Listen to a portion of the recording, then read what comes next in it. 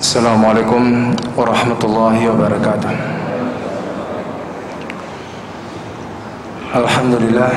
Alhamdulillahilladzi nahmaduhu wa nasta'inu wa nastaghfiruh wa natubu ilaih wa na'udzu billahi min syururi anfusina min sayyiati a'malina may yahdihillahu fala mudilla lahu wa may yudlil fala hadiyalah. Assalatu wassalamu ala nabiyyina wa habibina wa qudwatina Muhammadin sallallahu alaihi wasallam wa ala alihi washabbihi ajma'in wa man tabi'ahum bi ihsanin ila yaumiddin. Amma ba'd.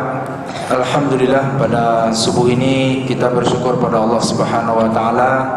Pertama, diberikan nikmat ibadah salat subuh berjamaah. Karena tidak semua kaum muslimin diberikan Allah nikmat yang besar ini. Dan semoga seperti yang dikatakan Ibnu Abbas, ibadah memberikan cahaya pada wajah, cahaya pada hati, cahaya pada fil jasadi, fil qalbi, wa fil fikri, wa fil aqli, cahaya dalam pikiran. Jadi banyak pikiran-pikiran yang jernih lahir daripada sosok yang memang diliputi oleh kekuatan ibadah. Tapi banyak juga rencana yang baik tidak bisa menghasilkan yang membawa manfaat, gara-gara yang menelurkan pemikirannya bukan orang-orang yang diberkahi dengan nikmat ibadah. Semoga Allah selalu memberkahi kita sepanjang hayat dengan ibadah sampai akhir hayat. Karena itu salah satu misi atau risalah kenabian, wa'bud rabbaka hatta ya'tiyakal yaqin. Beribadahlah pada Tuhanmu atau pada Rabbmu hatta ya'tiyakal yaqin. Puncaknya justru sampai bertemu dengan kematian kita menghadap Allah Subhanahu wa taala.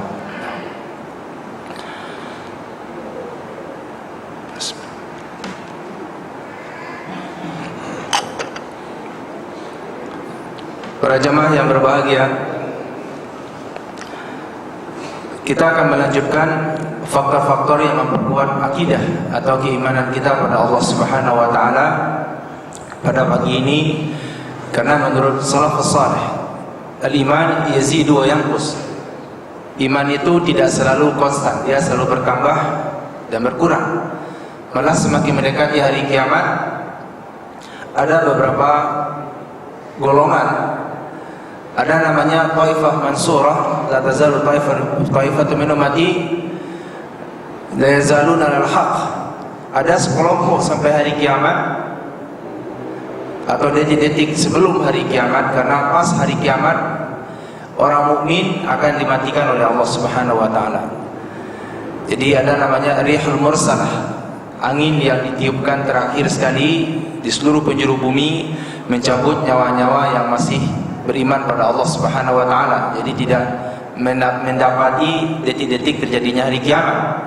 Yang akan mendapati hari kiamat adalah syirarul khalaq, makhluk yang paling buruk di muka bumi, itulah yang akan bertemu dengan hari kiamat. Makanya na'udzubillah min dzalik, semoga kita tidak melihat langsung datangnya hari kiamat, karena itu pertanda yang sangat buruk. Yang taifah mansurah, sekelompok yang akan ditolong selalu oleh Allah Subhanahu wa taala. Mereka ini selamat daripada fitnah-fitnah yang ada di dunia dan istiqamah dengan ajaran syariat Islam. Itu yang dikatakan dalam surat Fussilat, qul amantu billahi tsumma istaqim innal ladzina qalu rabbuna Allah tsumma istaqamu tatanazzalu alaihimul malaikatu alla takhafu wa la tahzanu wa abshiru bil jannati allati kuntum tu'adun. Kelompok yang pertama ini digambarkan Allah, innal ladzina qalu, sesungguhnya orang-orang yang berkata rabbuna Allah, Tuhan kami adalah Allah, tsumma istaqamu, kemudian mereka istiqamah, tatanazzalu alaihimul malaikatu alla takhafu wa la tahzanu. Turun kepada mereka para malaikat. Yang pertama beri kabar gembira. Para ulama tafsir mengatakan dikala kematiannya, tapi dikala kehidupannya pun akan berlaku apa yang dikatakan oleh malaikat dalam ayat ini, alla takhafu, janganlah cemas dan takut. Karena di saat kematian itu adalah puncak kecemasan setiap manusia. Karena memang disitulah ketakutan yang paling besar, sehingga digambarkan oleh Rasulullah SAW, datang para malaikat kepada kita mudal basar, sejauh mata memandang, antara dua pilihan. Kalau orang yang meninggalnya husnul khatimah, wujuhum bidun, datang malaikat wajahnya putih bercahaya, sehingga yang meninggal hampir tersenyum melihat kedatangan mereka. Tapi ada pula wujuhum sudun, wajah malaikat maut yang datang dengan rombongan malaikat sakratul maut ini, wajahnya hitam legam dan sangat menyeramkan dan menakutkan. Itulah yang membuat banyak anak manusia yang sangat ketakutan dikala meninggal dunia, dan itu berakhir dengan su'ul khatimah, seperti orang yang diguliti hidup-hidup dan dicabutlah nyawanya dengan dipaksa. Jadi naudzubillah min dzalik. Tapi orang yang istiqamah dengan keimanan ini, dan ini yang paling berat, beristiqamah dengan akidah Islam yang bersih, ibadah yang benar, kemudian menikmati ibadah tersebut sampai akhir hayat. Ini perjuangan yang besar.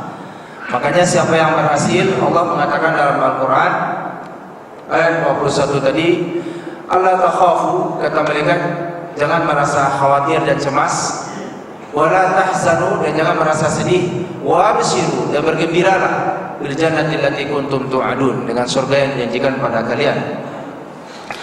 Dan ternyata memang orang-orang yang stres itu ciri-cirinya juga dua hal ini, mudah cemas dan sangat besar kekhawatirannya dalam sepanjang hayatnya. Jadi kecemasan itu tidak tergantung kaya atau miskin. Orang miskin juga sering cemas dan sering takut dan khawatir. Asy-syaitanu ya'idukumul faqra wa ya'murukum bil fahsya. Allah mengatakan orang yang kurang kokoh imannya dan ibadahnya, setan yang suka mendekati dia, dan setan ini senjatanya ada dua. Pertama, selalu membuat kita khawatir dengan kemiskinan, ya'idukumul faqra wa ya'murukum bil fahsya. Jadi walaupun kaya raya, kadang-kadang takut miskinnya lebih dahsyat lagi. Jadi karena semakin tinggi, semakin besar tingkat kejatuhannya, semakin besar kecemasannya. Makanya seperti yang digambarkan Nabi kita sallallahu alaihi wasallam, Taisa Abdul Dinar wa Taisa Abdul Qatifah. Celakalah orang yang diperbudak oleh dinar. Artinya dalam pikirannya kekayaan itu segala-galanya. Siang malam dia kejar, dia rebut, sehingga seolah-olah dia menyembah kekayaan tersebut. Makanya Rasulullah SAW menggambarkan Taisa Abdul Dinar wa Taisa Abdul Dirham, Taisa Abdul Qatifah. Celakalah orang yang diperbudak oleh dinar emas, dirham perak. Jadi emas dan perak ini adalah cerminan kekayaan di dunia ini. Apapun jenis mata uangnya, bukan nama mata uangnya yang penting, euro kah atau dolar kah, bukan namanya yang penting. Sepanjang masa akan berganti dari abad ke abad. Tapi yang jelas emas dan perak ini adalah asal daripada kekayaan yang selalu diperebutkan manusia. Dan celakalah orang yang hidupnya didedikasikan cuma untuk mengejar ini dari pagi sampai sore, sore sampai malam sampai pagi lagi. Tidak ada mengejar nilai-nilai ibadah dan mempertahankan akidah yang istiqamah di dalam hidupnya. Makanya diberikan oleh Allah, pertama, sering khawatir, dan setan membuat kita khawatir, ya'idukumul faqra, membuat kita khawatir dan cemas miskin. Dan kadang-kadang anehnya yang miskin lebih cemas lagi. Jadi bukan cuma yang kaya saja, kaya dan miskin kalau akidah lemah pasti akan sepanjang hidupnya khawatir dengan dunianya. Dan yang kedua, wa ya'murukum bil fahsya. Setan juga akan punya senjata yang kedua, membuat kita mudah terdorong membuat perbuatan yang maksiat. Jadi susah ibadah tapi mudah maksiat. Ini orang-orang yang tidak istiqamah. Makanya kelompok yang kedua selain Taifah Mansurah, orang yang ditolong oleh Allah Subhanahu wa taala, dan ini adalah orang-orang yang istiqamah. Makanya semoga keimanan kita tidak ada yang jebol oleh hal-hal yang merusak akidah, baik itu besar ataupun kecil. Makanya Rasulullah SAW pagi dan sore selalu berdoa, Allahumma inni a'udzubika min an usyrika bika syai'an a'lamuhu wa nastaghfiruka lima la na'lamu. Ya Allah, saya berlindung kepadamu daripada mempersekutukan, berbuat syirik dengan sesuatu yang saya ketahui ataupun sesuatu yang tidak saya ketahui. Jadi saking beratnya mempertahankan keimanan yang bersih, apalagi dengan kehidupan globalisasi yang semakin luar biasa pada hari ini, tantangan ini semakin hebat lagi. Makanya para jemaah yang berbahagia, salah satu faktor yang memperkuat keimanan seperti yang digambarkan Rasulullah SAW adalah dalam hadis riwayat Aisyah, karena Rasulullah SAW hasirah. Rasulullah SAW punya sebuah hasir, sebuah selembar tikar solat. Yahjuruhu bil-laili fa yusalli fihi wa yabsituhu bin-nahari fa yajlisu alaihi. Di malam hari Rasulullah SAW solat di lembaran sejadah atau tikar tadi, kemudian di siang hari dia duduk di atasnya. Jadi fungsinya multifungsi. Fa ja'ala an-nas yathubuna ilaihi yusalluna bi salatihi hatta kathuru fa aqbala 'alaihim faqala. Kemudian umat Islam yang selalu mendambakan ibadah yang bertambah dari hari ke hari, melihat Nabi SAW mengerjakan ini, malah berlomba-lomba memperebutkan tikar sholat Nabi SAW ini.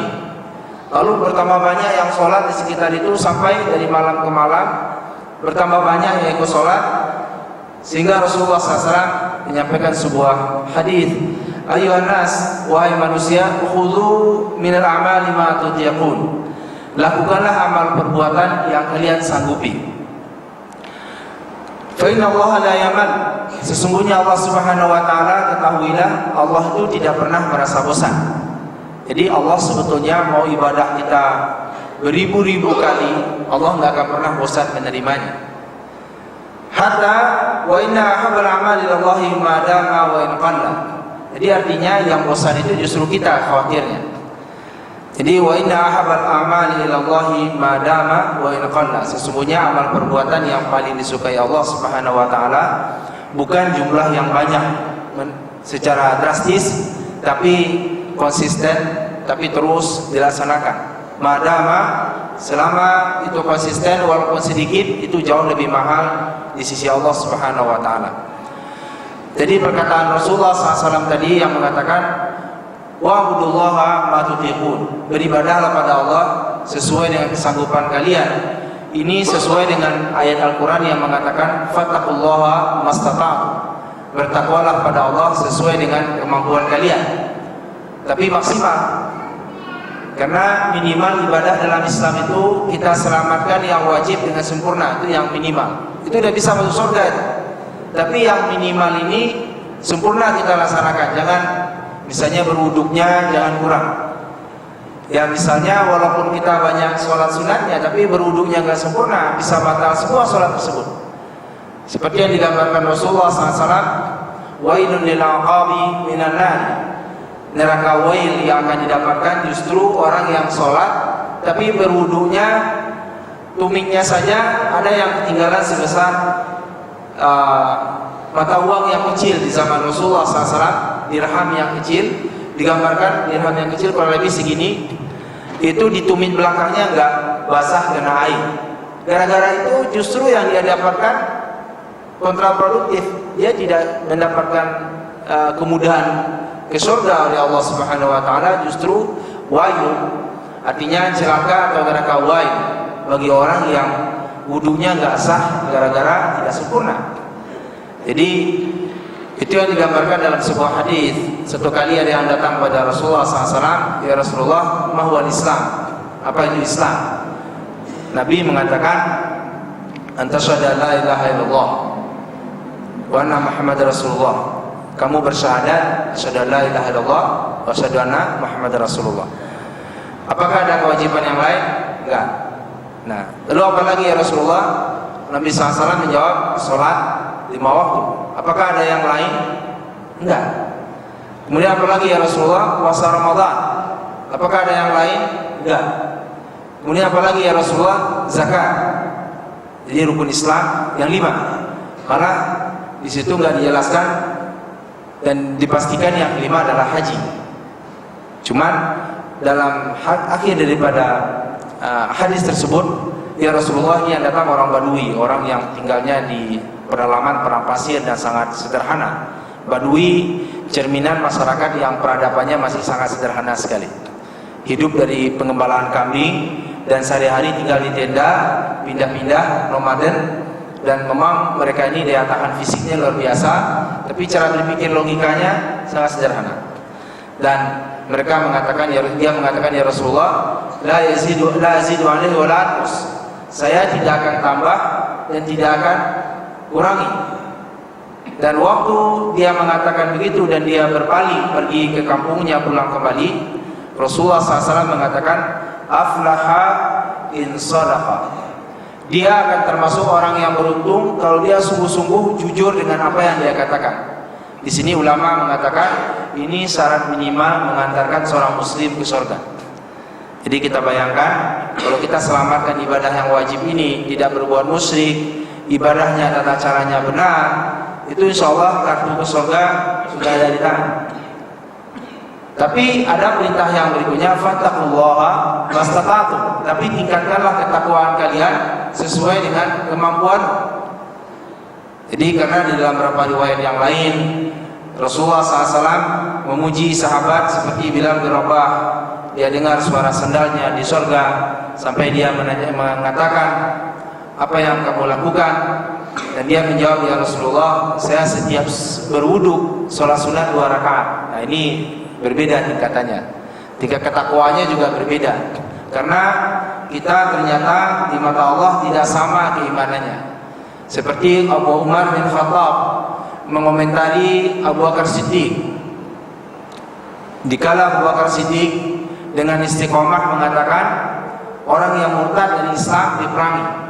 Padahal waktu itu Umar agak enggan melakukan perang dengan orang yang tadinya Islam kemudian murtad. Ada yang murtad gara-gara nggak mau bayar zakat. Jadi rukun Islam tidak dia percayai, satu di antara rukun Islam yang 5. Nah pada hari ini banyak sekali yang mengaku tokoh-tokoh baru, terutama jaringan Islam liberal, yang mencoba, yang selalu mengatakan ajaran atau syariat Islam ini sudah kadaluarsa. Nah ini luar biasa beraninya pada Allah Subhanahu Wa Taala. Jadi padahal agama Islam telah Allah katakan, "Inna dina indallahi Islam." Agama yang Allah cintai cuma Islam. "Al-yawma akmaltu lakum dinakum wa atmamtu alaikum ni'mati wa raditu lakum al-Islam dinan." Hari ini telah aku sempurnakan bagimu agama Islam sebagai syariat dan agama yang akan kita anut sampai hari kiamat, dan diridhoi sebagai agama sampai hari kiamat, dan telah sempurna. Ini kalimat yang Allah sebutkan dalam ayat Al-Quran. Jadi kalau ada yang mengatakan syariat Islam ada yang kurang hari ini betul-betul merupakan suatu pengingkaran terhadap keimanannya. Nah di zaman Abu Bakar Siddiq, orang yang ingkar seperti ini, ada yang nggak mau bayar zakat, ada yang mengaku jadi nabi palsu seperti Musailamah al-Kadzdzab, pengikutnya puluhan ribu orang waktu itu. Abu Bakar dengan tegas mengatakan, "Kita perangi." Yang seperti ini tidak ada dalam syariat Islam, dibolehkan melakukan kemurtadan dengan cara terang-terangan seperti ini tanpa sebuah hukuman yang tegas. Kebetulan dalam forum diskusi di antara sahabat semuanya ragu kecuali Abu Bakar saja. Nah disinilah kekuatan keimanan Abu Bakar di atas rata-rata yang lain. Sangat di waktu itu dalam sejarah dikatakan Abu Bakar sampai mengatakan, "Wahai para sahabat, kalau kalian tidak juga yakin, biarlah saya perang sendirian saja. Karena bagi saya ini adalah prinsip akidah dalam Islam. Semua rukun Islam tidak boleh ada yang diingkari setelah menjadi muslim." Jadi katanya, "Saya akan perang sendirian saja, kalian tinggal saja di sini." Jadi waktu itu akhirnya mereka semua mengikuti Abu Bakar Siddiq, dan Umar mengatakan, "Kalau seandainya iman kita umat manusia seluruh dunia ditimbang, tidak akan sampai sepertiga imannya Abu Bakar Siddiq." Nah ini menunjukkan kita satu sama lain di mata Allah, keimanan kita itu berbeda-beda. Ada yang lebih tinggi, ada yang lebih rendah. Jadi faktor yang kita bicarakan tadi yang memperkuat keimanan adalah istiqomah di dalam beribadah. Jadi baik ibadah sholat sunat, baca Al-Quran, istiqomah dengan akhlak yang mulia, jujur, berbicara yang baik dan lainnya.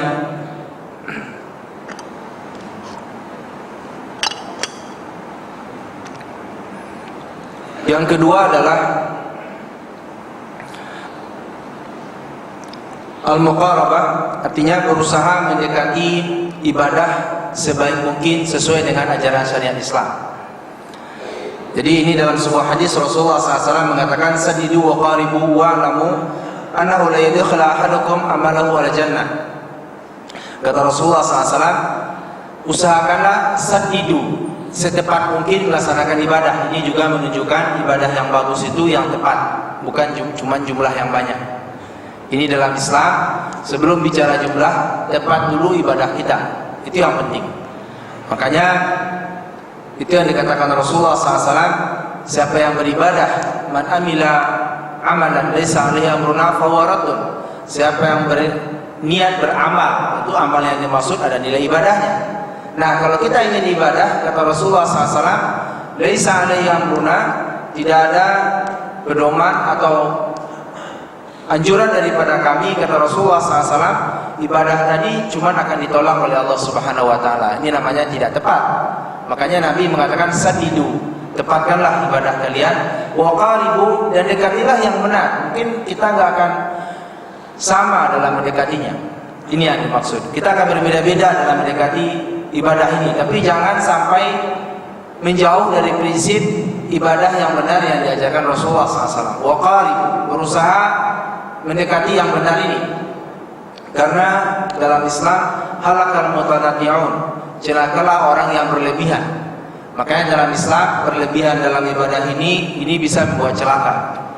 Makanya pernah di zaman setelah Nabi meninggal, ada sahabat saking senangnya berzikir.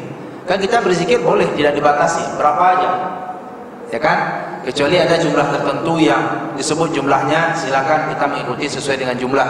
Seperti misalnya subhanallah walhamdulillah wala ilaha illallah wallahu akbar 100 kali pagi dan 100 kali sore. Itu ada jumlahnya.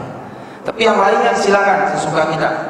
Tapi nggak boleh juga kita sebut baca ya latif 10.000 kali sehari, padahal nggak ada hadisnya. Itu juga nggak boleh. Nah, itu maksudnya qarib, dekati sesuai dengan yang benar yang diajarkan Rasulullah SAW. Bukan berarti dibaca ya latif 10.000 kali lebih bagus. Kalau tidak ada anjuran 10.000 kali, jadi tidak bagus. Makanya kata Nabi SAW, waqaribu, dekati yang benar. Karena kalau kita lakukan hal yang seperti itu dan tidak ada contoh anjuran dari Nabi SAW, itu yang disebut halakal mutanatti'un. Itu adalah pintu celaka malah nanti. Umat yang berlebihan ini lama-lama jadi celaka. Karena itulah yang menyebabkan celakanya umat Nabi Nuh. Karena yang terjadi begini, waktu Nabi Nuh meninggal, kemudian meninggalkan para murid yang soleh-soleh, Yahutha, wa Yauqa, wa Nasra, itu namanya diabadikan dalam Al-Quran. Kemudian orang ini soleh sekali dan ulama besar meninggal pula. Sehingga setelah meninggal, akhirnya murid-muridnya mengatakan, kita ingatlah guru kita, doakan dia, masih bagus. Kemudian bertambah lagi, nah ini namanya berlebihan menjadi celaka. Akhirnya kita buatkan gambarnya katanya, nanti lama-lama lupa kita. Setelah dibuatkan gambarnya, ada lagi yang punya ide generasi berikutnya dan meninggal pula yang ini gambar ini lama-lama hilang. Kita buatkan patungnya. Jadi lama-lama patungnya ditaruh di kuburannya, lama-lama berziarah ke kuburan berubah menjadi tawaf di kuburan. Makanya Rasulullah SAW sangat banyak hadis-hadis yang menyoroti kesalahan memperlakukan ziarah ke kuburan. Dari ziarah bernilai ibadah bisa bernilai celaka jadinya. Makanya la taj'alu qabri masjidah, kata Rasulullah SAW, jangan jadikan kuburanku tempat sujud. Malah tidak dianjurkan, misalnya apalagi buat kuburan di dalam masjid. Itu enggak ada sama sekali anjuran dari Rasulullah SAW. Karena bisa membuat kita celaka seperti umat Nabi Nuh, yang tadinya cuma mengingat dan mendoakan gurunya, lama-lama membuat lukisan gurunya, lama-lama membuat patung gurunya, lama-lama tawaf di kuburan gurunya. Dan ini yang buat celaka akhirnya. Dan ini yang dikatakan Rasulullah SAW, halakal mutanatti'un, celaka orang-orang yang berlebihan. Sehingga di situ tegas Rasulullah SAW melarang kita sujud di kuburan. Jadi nggak boleh sholat sunat di kuburan. Yang boleh cuma sholat bagi orang yang tidak sempat sholat jenazah, kebetulan yang meninggal sudah dimakamkan dan dia berziarah ke sana, boleh sholat di kuburannya, sholat jenazah, itu saja. Tidak boleh ada sholat sunat lain di kuburan. Dan itu pernah seorang tukang sapu di Masjid Nabawi meninggal dunia di malam hari dimakamkan dan tidak diberitahukan kepada Rasulullah SAW. Dan waktu pagi hari Nabi bertanya, di mana yang biasa menyapu masjid perempuan tersebut? Berarti pernah ada perempuan menyapu masjid dan pernah ada perempuan yang menjadi petugas, ya kan? Dan kemudian katanya para sahabat mengatakan, ya Rasulullah SAW, dia telah meninggal dunia dan telah kami makamkan. Kemudian Nabi, ala tukhbiruni, kemudian kenapa kalian tidak beritahu saya? Yang lain beranggapan kan cuma tukang sapu dan malam hari mengganggu. Rasulullah SAW sudah sangat sibuk, secara kewajiban kan sudah dilaksanakan, disolati, ya, dikafani, disolati dan diantarkan ke pemakaman, semua penyelenggaraan sempurna. Tapi Nabi SAW ternyata tidak mau ketinggalan mendoakan dia. Ini yang dimaksud. Sehingga Rasulullah SAW, daluni ala qabriha, tunjukkan saya kuburannya. Dan disitulah Rasulullah SAW mencontohkan boleh sholat jenazah di kuburan bagi orang yang sudah keburu dimakamkan dan kita belum sempat menghadirinya. Dan akhirnya Rasulullah SAW juga menunjukkan bagaimana menyayangi saudara muslim, walaupun orang yang sangat biasa, profesinya cuma tukang sapu, tidak dikenal di masyarakat, namanya tidak disebut-sebut, orangnya bukan terpandang, tapi di mata Allah belum tentu. Karena banyak sekali, kata Rasulullah SAW, di muka bumi ini orang yang terkenal di langit tidak terkenal di bumi. Jadi idza du'iya, kalau yang lain dipanggil dan diundang, dia mungkin tidak diundang. Jadi mereka inilah yang kata Rasulullah SAW, kalau ada panggilan berjuang membela agama Allah, mereka akan berada di paling depan. Dan mereka ustuhiru, terkenal indah ahli sama, di penghuni langit, tidak terkenal di bumi. Jadi saking tersembunyinya, tapi ternyata ibadahnya luar biasa, sehingga terkenal sekali di langit. Nah, ini ditunjukkan Rasulullah SAW. Dan dalam hadis ini kita melihat apa yang dimaksud dengan waqaribu, dekatilah yang benar. Jadi gara-gara ingin menambah, akhirnya menjauh dari yang benar, akhirnya malah menjadi salah. Jadi jangan kita beranggapan justru karena banyak berarti makin benar, belum tentu. Tapi makin banyak sesuai dengan yang dianjurkan, seperti berzikir sesuai dengan kemampuan kita, silakan. Tapi dikala kita mengatakan baca ya Latif 10.000 kali, nggak ada anjurannya, ini jadi salah. Dan begitu yang terjadi di zaman-zaman dahulu, sehingga banyak orang-orang yang malah ada namanya kaum khawarij. Khawarij ini yang pernah kita sampaikan, kata Rasulullah SAW, kalau mereka sholat, kalian pasti pada saat sholat kalian nggak ada apa-apanya. Kalau mereka membaca Al-Quran, bacaan Al-Quran kalian tidak ada apa-apanya. Kalau mereka berjihad jalan Allah, mereka paling berani. Malah wajah mereka menguning karena banyak tahajud, hampir sepanjang malam gak tidur. Tapi kata Rasulullah SAW, kesalahannya satu, tidak paham dengan Islam. Jadi Islam cuma sampai di tenggorokannya. Dan apa yang terjadi dengan kaum Khawarij ini, orang yang dianggap salah oleh dia langsung dihukum kafir dan langsung dibunuh. Jadi bahaya sekali, dihukum kafir dan dibunuh. Jadi betapa banyak terjadi fitnah di bumi kalau ada orang yang seperti ini. Dan ini terjadi, dan Nabi SAW sudah peringatkan, ini namanya Khawarij. Kalau kalian bertemu dengan mereka, perangi mereka justru. Jadi Nabi SAW juga mengatakan kalau kaum Khawarij ini yang mengkafirkan kaum muslim dengan mudah. Nah, inilah ulama Ahlus Sunnah wal Jamaah tidak mudah menyebutkan kafir seseorang. Jadi kalaupun ada orang yang kafir perbuatannya, dia menyebutkan orang yang mengatakan ini kafir, tapi orangnya tidak disebut namanya oleh dia. Jadi cuma disebutkan ciri-cirinya. Orang yang mengatakan syariat Islam tidak berlaku lagi, ini berubah menjadi kafir, tapi orangnya tidak disebut. Karena barangkali mungkin dia telah tobat, dan di waktu tobat kita sebutkan, jadi berdosa orang yang menyebutkannya. Kecuali orang-orang tersebut terang-terangan mengajak tanpa merasa bersalah dan tanpa tendang-aling-alingan menyampaikan ke publik kekufurannya. Nah, ini para ulama baru menyikapinya dengan khusus. Kalau dia terang-terangan dan disuruh tobat tidak mau tobat, nah ini baru orang mengatakan ini orang dalam dirinya ada kekufuran kepada Allah Subhanahu wa taala. Jadi yang kedua ini kata Rasulullah SAW, sadidu wa qaribu, dekatilah yang benar, lakukanlah secepat mungkin. Wa la yadkhula amalukum ahadakum amaluhu wal jannah, kamu tidak masuk surga karena amal perbuatan. Qalu, para sahabat bertanya, ya Rasulullah, apakah engkau juga tidak masuk surga gara perbuatanmu ya Rasulullah? Wala ana, saya juga tidak akan dimasukkan ke surga gara-gara amal saya, kata Rasulullah SAW. Jadi Nabi pun ternyata artinya kalau dengan amal ibadah saja nggak cukup untuk masuk surga ternyata. Jadi kita masuk surga itu karena rahmat Allah, itu yang bawa kita ke surga. Jadi makanya ada doa, Allahumma inni as'aluka biridhaka al-jannah wa na'udzubika min sakhatika an-nar. Ya Allah, saya memohon dengan ridhamu dan rahmat ya Allah surga. Jadi kita masuk surga itu karena rahmat Allah Subhanahu wa taala. Ibadah kita ternyata nggak akan cukup memasukkan kita ke surga. Makanya wala la ilaha illa Allah bi maghfiratin wa rahmah. Lalu kemudian yang ketiga adalah, jadi yang kedua adalah al-muqarabah, berusaha beribadah sedekat mungkin dari yang dianjurkan oleh Rasulullah SAW, dan lakukanlah peningkatan ibadah sesuai dengan kemampuan kita, tapi jangan dipaksakan, karena kalau sekali drastis banyak kemudian bosan, Allah juga bosan dengan kita. Jadi karena ada juga di zaman Rasulullah SAW, Nabi ke masjid, tiba-tiba ada tali di masjid. Nabi bertanya, ini tali apa? Ini tali perempuan yang sholat malam, kalau dia ngantuk katanya berpegangan di tali ini. Jadi luar biasa semangatnya. Dia hampir semalaman, udah ngantuk-ngantuk, sholat juga. Tapi ternyata akhirnya sholatnya salah-salah, dan dia pun sudah nggak kuat berdiri lagi, dia berpegangan di tali. Kata Rasulullah SAW, fattaqullaha mastata'tum, bertakwalah pada Allah sesuai kemampuanmu.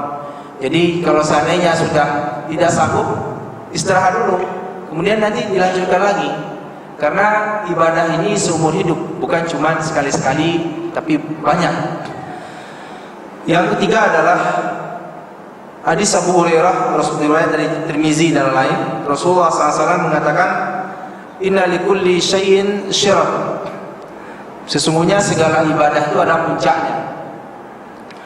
Wa likulli syiratin fatratun, dan bagi setiap puncak ada masa menurunnya.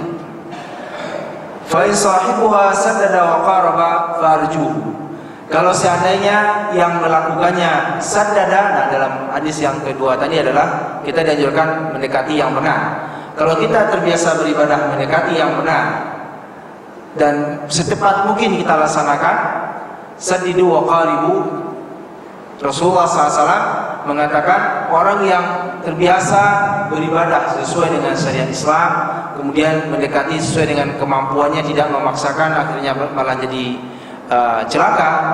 Orang yang seperti ini kalaupun dia puncaknya menurun, dia tidak akan pergi kepada yang salah. Farju, saya berharap siapa yang masa menurunnya kepada yang baik itu adalah mendapat wa inusyira ilaihi bila sabi' fala ta'uduhu. Jadi Rasulullah SAW menunjukkan kepada kita dengan jari tangannya, menunjukkan jumlahnya sangat sedikit. Jadi tidak banyak, artinya banyak orang yang dikala masa futur, masa melemahnya ini menjadi berbuat salah. Tapi ada minoritas yang diselamatkan Allah tidak begitu. Makanya kita melihat jangan sampai ada orang yang bosan beribadah, karena ini tantangan kita, dan itu adalah salah satu pintu setan akan berusaha selalu menggagalkan kita beribadah. Jadi dan itu salah satunya adalah berusaha istiqamah. Dan yang keempat, Rasulullah SAW juga mengajarkan kepada kita bagaimana strategi mempelajari Islam. Karena Abdullah yudzakirun nas fi kulli khamisin, Abdullah bin Mas'ud selalu mengajarkan ajaran, kayak kita ceramah namanya sekarang, menceramahkan ajaran Islam setiap hari Kamis. Jadi dia punya majlis ta'lim khusus setiap pekan, itu hari Kamis.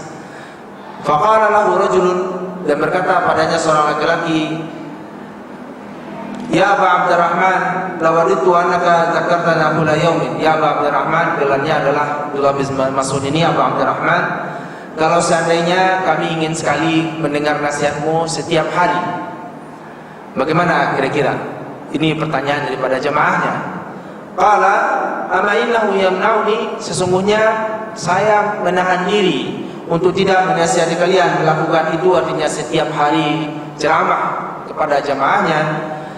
Dzalika annahu akrahu an umillakum, demikian karena saya tidak menyukai membuat kalian bosan. Wa ini yatakhawwalakum bi mau'izatin kama kana Rasulullah sallallahu alaihi wasallam yatakhawwaluna biha makhafata as-sa'amah alaina.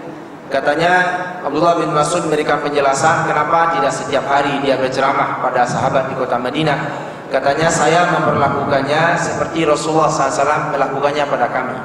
Nabi katanya tidak setiap hari melakukan ceramah pada kami di kota Madinah, supaya khawatir jangan sampai bosan sehingga akhirnya malah tidak melaksanakan apa yang diceramahkan tadi.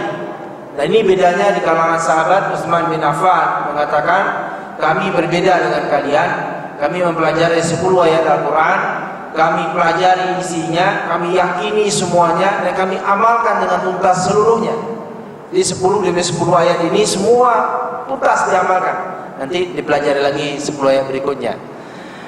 Namun ini juga tidak menunjukkan bagi orang yang khusus belajar syariat Islam tidak boleh banyak belajar dalam satu hari. Jadi ini suatu hal yang berbeda bagi masyarakat umum dan bagi para pelajar yang khusus mempelajari tafsir, akidah, tauhid, hadis, mustalah hadis, usul fiqh, qawaid fiqhiyah dan lain. Ini khusus yang mempelajari mahasiswa sekarang, istilahnya mahasiswa perguruan tinggi agama Islam. Itu boleh belajar yang banyak satu hari. Imam Nawawi mengatakan, saya belajar katanya setiap hari pada 12 guru. Jadi kalau satu guru 1 jam, itu 12 jam. Jadi 1 jam 60 menit maksudnya. Jadi 12 jam, kalau jam 6 sampai jam 6 sore, ditambah istirahat sholat, itu berarti sampai jam 8 malam. Ya, kalau mulainya jam 6, itu kualitas para ulama kita dalam belajar. Memang umurnya pendek, 45 tahun dipanggil oleh Allah Subhanahu wa taala, tapi berkahnya Riyadhus Shalihin, Al-Majmu' 20 jilid lebih itu bisa bertahan jadi pedoman dan dibaca oleh umat Islam sampai hari ini. Riyadhus Shalihin yang kita dengar setiap pagi misalnya, atau yang kita baca sendiri di rumah, itu adalah buah karya seorang ulama besar namanya Imam Nawawi. Dan boleh bagi orang yang khusus belajar dan mendalami Islam secara takhasus. Tapi bagi masyarakat secara umumnya dianjurkan seperti yang dikatakan oleh Ibnu Mas'ud, strategi belajar Islam walaupun sekali sepekan, tapi kita resapi, kita pahami, kita yakini, dan kita mengamalkan dengan maksimal. Nah ini yang paling berat, mengamalkannya ini. Dan itulah bedanya, kata Utsman bin Affan, cara kami belajar dengan kalian. Dan ini diperkuat lagi dalam hadis Ikrimah. Ibnu Abbas mengatakan, haditsin nas maratan fil Jum'ah, berceramahlah pada manusia sekali dalam sepekan pada hari Jumat. Dia ternyata milih majelis ilmunya hari Jumat. Kalau Ibnu Mas'ud tadi milih hari Kamis. Jadi artinya boleh hari apa saja yang kita pilih. Fa in abaita fa maratain, kalau kamu misalnya menganggap enggak cukup, boleh jadi 2 kali. Dan fa in aksarta fa salasa, dan kalau engkau perbanyak, paling banyak 3 kali. Wala tumilan nas hazal Quran, jangan kamu buat orang bosan dengan Al-Quran ini. Wala alfiyannaka ta'ti qaum wa hum fi haditsin, jangan saya menjumpai suatu hari kamu menemui suatu masyarakat di mana masyarakat ini sedang sibuk dengan sebuah pembicaraan yang lain sesama mereka. Fataqussu alaihim, dan kamu menyampaikan tafsir Al-Quran kepada mereka. Fataqta'u alaihim haditsahum fatamillahum, dan sedangkan mereka sedang punya perhatian dengan pembicaraan mereka, lalu akan membuat mereka malah bosan. Walakin ansid, malah mereka akhirnya masyarakat tadi berdosa gara-gara mengabaikan Al-Quran dan tafsir Al-Quran yang diajarkan kepada mereka, gara-gara mereka ternyata sedang sibuk ada urusan yang lain. Jadi makanya dia mengatakan sekali atau 2 kali sepekan. Kalau Ibnu Abbas mengatakan 3 kali sepekan. Ini tujuannya adalah walakin ansit fa idza amaruka fahadithhum wa hum yashtahunahu. Jadi kalau seandainya mereka bertanya, ya silakan. Jadi artinya melewati 3 kali tadi. Kalau masih ada yang bertanya dalam hari-hari yang lain, itu boleh. Karena hum yastahunahu, berarti mereka yang menginginkan. Wanzur saja min ad-du'a fajtanibuhu fa inna ahadu Rasulullah sallallahu alaihi wasallam la yaf'aluna dzalik. Jadi ini kurang lebih yang kita bicarakan, hal-hal yang memperkuat, faktor-faktor yang memperkuat keimanan. Antara lain adalah kita tadi sudah membicarakan beberapa hal, al-muqarabah, mendekati syariat yang diajarkan Rasulullah SAW dan istiqamah dalam menjalankannya, dan kemudian tidak bosan dan menghindari faktor-faktor yang membosankan, dan jangan menuju jalan yang celaka dengan mengarang-arang sendiri, akhirnya kita berlebihan dan berbuat sikap atau melakukan ibadah yang salah. Jadi kalau ada pertanyaan, silakan sebelum kita akhiri pada pagi ini. Ada yang bapak, ibu ingin tanyakan, dipersilakan. Ya silakan Pak.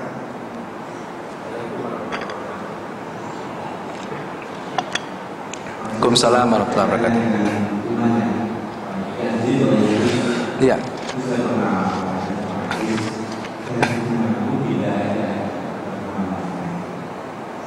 Apa ujungnya apa tadi? Jadidu imanakum. Jadidu imanakum bila ilaha illallah. Memang ada sebuah athar mengatakan salah satu zikir yang memperkuat keimanan adalah kalimat tauhid. Jadi jadidu imanakum bila ilaha illallah. Jadi ada sebuah riwayat yang mengatakan perbarulah imanmu dengan la ilaha illallah. Atau dalam riwayat lain ijlis ma'ana sa'atan nazidul iman. Jadi dalam tafsir ayat Quran wasbir nafsaka ma'al ladzina yad'una rabbahum bil ghadati wal 'ashyi yuriduna wajha. Sabarkanlah dirimu dengan orang yang berzikir di waktu pagi dan sore. Jadi majelis pagi ini salah satunya disebut yang dimaksud dalam ayat Al-Quran. Wasbir, sabarlah dirimu duduk bersama orang-orang yang berzikir di waktu pagi dan sore. Yuriduna wajha, mereka menginginkan wajah Allah Subhanahu wa taala, artinya keridhaan Allah Subhanahu wa taala. Ini salah satu yang berkuat keimanan dengan berzikir. Jadi itu yang dimaksud. Jadi salah satu yang memperbaharui keimanan kita adalah kalau kita merasa kosong dalam diri kita dan kita datang terutama ke masjid dan duduk bersama orang-orang yang sedang berzikir, sedang berdoa, sedang baca Al-Quran di masjid. Ini adalah majelis yang sangat tepat menambah keimanan kita. Dan termasuk majelis zikir adalah majelis ilmu seperti sekarang. Jadi ini juga termasuk majelis zikir. Dan zikir yang utama termasuk baca Al-Quran. Jadi ini adalah zikir yang paling utama dalam Islam. Salah satunya adalah membaca Al-Quran. Jadi kalau kita ingin meningkatkan salah satu hati yang sedang gundah gulana dan kemudian merasakan kegerasan dalam jiwa, ini yang dikatakan Rasulullah SAW, ya Bilal arihna bisalah. Jadi Nabi SAW memberikan bermacam variasi ibadah meningkatkan, memperbarui keimanan ini, termasuk juga memperbanyak sholat sunat. Jadi kalau misalnya sholat sunat sudah dilakukan, diganti dengan Al-Quran, membaca Al-Quran, tilawatul Quran, sehingga para sahabat punya hizib namanya, punya target. Ada yang targetnya 3 hari 30 juz, ada yang targetnya 7 hari, ada yang 40 hari 30 juz. Nah, saya nggak tahu kita punya target berapa untuk khatam 30 juz, ya. Dan itu rutin mereka laksanakan. Jadi sekali 40 hari mereka selesai. Jadi kita bisa ukur, jangan sampai dalam setahun pun tidak ada yang selesai. Jadi ini namanya qaribu tadi, dekatilah, ya kan? Jadi mendekati ini termasuk salah satunya itu kita pilih. Jadi, nah ini yang digambarkan Rasulullah SAW, wahai Bilal, marilah kita beristirahat dari kesibukan duniawi ini dengan sholat. Jadi justru Nabi SAW merasa nyaman, merasa sejuk dengan sholat.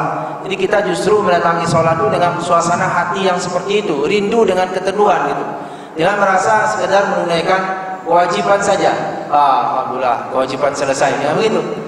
Tapi dengan perasaan rindu, dengan perasaan ingin menikmati ikan masuk ke dalam sebuah telaga yang sejuk. Karena Allah memperlakukan kita sesuai dengan perasaan dan keyakinan kita. ana inda zanni abdi bi. Kalau kita melihat ingin bertemu Allah itu sebuah kerinduan, sebuah kebahagiaan, sebuah oase, penyejuk batin yang gersang, Allah akan berikan itu. Tapi kalau kita cuma memperlakukannya sholat itu seperti sebuah rutinitas kewajiban yang mesti dilewati, Allah juga nggak akan berikan apa-apa. Ana inda zanni abdi bi. Saya akan berlakukan sesuai dengan keyakinan dan prasangka hambaku padaku, kata Allah. Jadi kalau kita yakin Allah berikan kesejukan, Allah berikan, kita akan mendapatkan kesejukan tersebut. Seperti yang digambarkan Rasulullah SAW. Ya Bilal, arihna bisolah. Jadi itu kurang lebih sebagai penjelasan tentang bagaimana jadidu imanakum billahi la ilaha illallah tadi. Jadi itulah, mudah-mudahan kita semua diberikan Allah setiap saat pembaharuan keimanan kita dan kekuatan akidah kita, ibadah kita pada Allah Subhanahu wa taala ditingkatkan oleh Allah Subhanahu wa taala. Dan terakhir sebelum kita tutup, ada satu undangan umum buat kita jemaah. Mungkin kita semua sehari-hari melihat tiba-tiba ada bangunan di depan, itu adalah asrama yatim. Jadi insyaallah itu 100 yatim putra dan 100 putri. Jadi kata Rasulullah SAW, kita mencoba mencari pintu-pintu surga. Jadi walaupun perjuangannya masih berat, kadang-kadang udah sampai di gerbangnya, kalau nggak sampai masuk kan masih musibah, ya. Jadi ana waqafil yatim fil jannah, adalah saya dengan orang yang mau menjamin yatim akan di surga seperti ini. Termasuk yang memberi nasihatnya, termasuk yang memberi makannya, termasuk memberi perhatiannya, peduli saja termasuk, ya kan, mendoakannya. Jadi makanya mudah-mudahan dengan dekatnya salah satu gerbang ke surga ini di samping masjid sebagai gerbang utama ke surga kita kelak insyaallah. Jadi kita undang hari Ahad besok peresmian. Jadi insyaallah akan dihadiri Duta Besar Kuwait dan juga mudah-mudahan cucu daripada Raja Kuwait, Syekh Duaij Syekh Duaij bin Sabah bin Jabir As-Sabah. Jadi dan para tokoh-tokoh Islam di Kuwait, karena ini kerjasama antara kita Indonesia dengan Kuwait. Jadi insyaallah bagi kita yang hadir itu bagian daripada kepedulian kita insyaallah pada anak-anak yatim. Dan anak yatimnya silakan para jemaah kalau ada yang kenal dan tahu ada informasi silakan dibawa, karena ini masih terbuka, masih kosong. Jadi memang sudah ada dari Magelang, dari lain, dari juga Bogor. Silakan. Jadi sampai kita penuhi jumlah yang telah disiapkan. Jadi ada yang punya informasi kita terima. Insyaallah itu adalah anak kita bersama. Karena bapaknya ibunya yatim ini kenapa tidak dimasukkan dalam asnaf yang 8? Tidak tahu ada 4 jenis orang yang berhak menerima zakat. Tapi yatim tidak disebut karena dia berhak menerima dari kita setiap hari, dan kewajiban kita sebetulnya memperhatikan mereka setiap hari. Makanya kata Rasulullah SAW, pegang rambut yatim saja itu ibadah. Tapi tentunya jangan setiap hari dipegang-pegang doang rambutnya kan. Jadi yang lainnya itu cerminan daripada perhatian, kepedulian. Jadi bagi yang kebetulan belum juga sampai undangan, ini adalah undangan. Tapi insya Allah juga masih ada undangan yang kebetulan saya bawa sekalian. Jadi nanti silakan diambil. Namun yang tidak kebagian bukan berarti tidak diundang. InsyaAllah dimohon berkenannya kita sama-sama kita sambil mendoakan. Mudah-mudahan ini salah satu pintu keberkahan buat kita semua juga. Karena ini juga bukan cuma untuk satu pihak, tapi semuanya. Itu mendorong kita bersama-sama menjadi orang tuanya yatim. Dan mudah-mudahan ini menjadi memudahkan kita terbuka pintu gerbang ke surga bertemu Rasulullah SAW. Demikian saja Bapak Ibu jemaah yang berbahagia, semoga Allah berkahi kita yang menjadi muslim di kota wisata ini dan juga saudara kita yang di luar kota wisata, dan semakin hari semakin dekat kita dengan husnul khatimah dan diberikan Allah umur yang panjang. Silakan Pak Hafid. Waalaikumsalam warahmatullahi wabarakatuh. Waalaikumsalam warahmatullahi wabarakatuh. Waalaikumsalam warahmatullahi wabarakatuh. Alhamdulillah.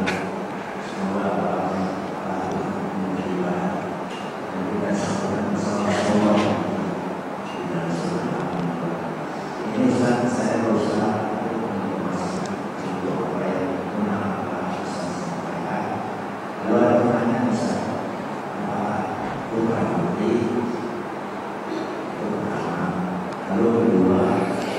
Waalaikumsalam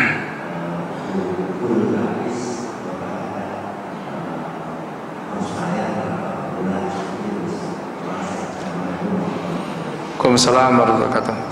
Pertanyaannya penting ya.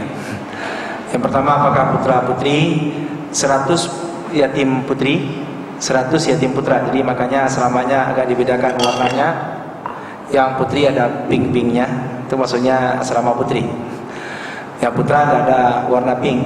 Jadi yang kedua, tidak ada bayar. Jadi insya Allah pendidikannya, pakaian, makan, minum, kemudian kebutuhan kesehatan dan lain, insya Allah akan ditanggung. Artinya juga bagi kita yang ingin berpartisipasi ya silakan. Ya kan, ini juga anak kita bersama. Jadi walaupun belum datang, tetap suatu hari itu semua adalah anak kita. Jadi pada dasarnya mereka tidak ada beban sama sekali, tidak ada dibebani apapun, karena memang begitulah semestinya. Karena itu adalah kewajiban kita untuk memperhatikan mereka dan membiayai mereka.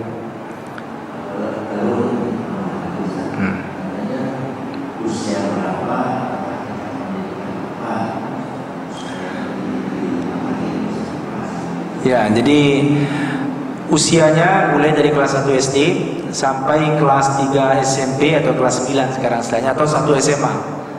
Jadi itu diterima baik putra ataupun putri. Ataupun kita tahu informasi ada anak yatim yang perlu dibina, ya kan, dan dididik, silakan Bapak Ibu yang tahu informasinya disampaikan, nanti dikasih formulirnya. Di sana ada keterangan dari lurah dan segala macamnya yang mesti kita juga ingin tentunya data-datanya jelas, ya. Jadi formulir itu nanti diisi. Jadi kurang lebih seperti itu.